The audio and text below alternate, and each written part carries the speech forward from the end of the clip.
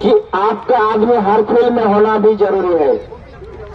हमने एक बार एक केस के लिए पाकुड़ कोर्ट में हर वकील से बात की है, लेकिन किसी वकील ने वो केस लेना नहीं चाहा, सबने इनकार कर दिया। क्यों? क्योंकि वो केस कुछ अलग टाइप का केस था। अगर आपका आदमी उस फील्ड में होता उस टाइम में, तो वो केस आप लड़के उस जो लोग भी उसका मतलब दोषी था उसको सजा दिलवा सकते थे। लेकिन समय पर अगर काम नहीं होता है तो फिर उसका कोई मायने नहीं रखता है।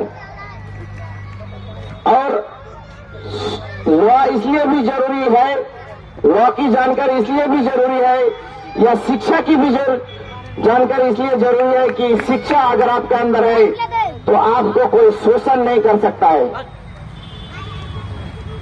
अभी हमारे पाकुड़ कोर्ट में अगर मैं व्यक्तिगत अनुभव आप लोगों के सामने शेयर करूं तो ये मेंटेनेंस का केस बहुत ही ज्यादा हो रहा है।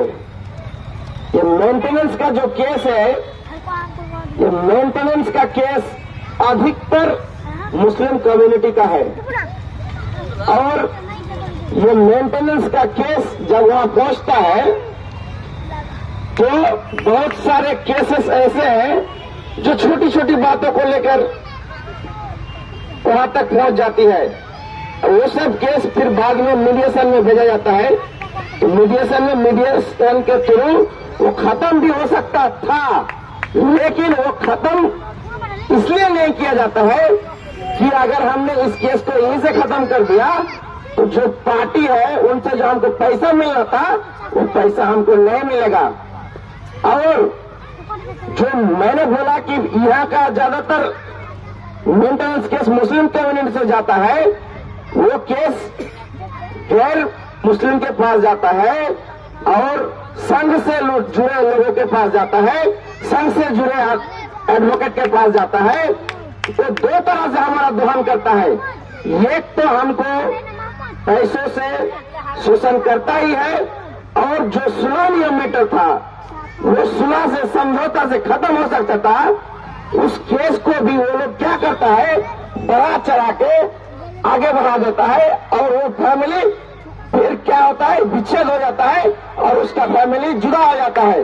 इस तरह से उसका फैमिली एक सुंदर फैमिली मतलब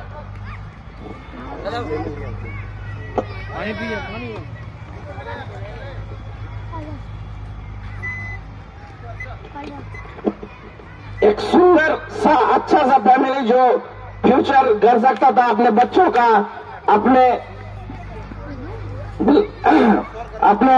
घर का, आसपास का, तो वो फैमिली वहां पर विच्छेद हो जाने के कारण उनका जो नन्हे मुन्ने जो बच्चे रहते हैं, छोटे छोटे 2-3 बच्चा रहता है, वो सब बच्चों का भविष्य अंधकार हो जाता है। इसीलिए मैं कहना चाहता हूं कि आप लोग सब चीज में भागीदारी ले रहे हैं, तो आप लोग लॉ और इससे जुड़े कानून से जुड़े जानकारी भी रखिए। और कोई भी अगर आपको इसके बारे में जानकारी लेना हो तो आप मुझसे पर्सनल भी मिल सकते हैं।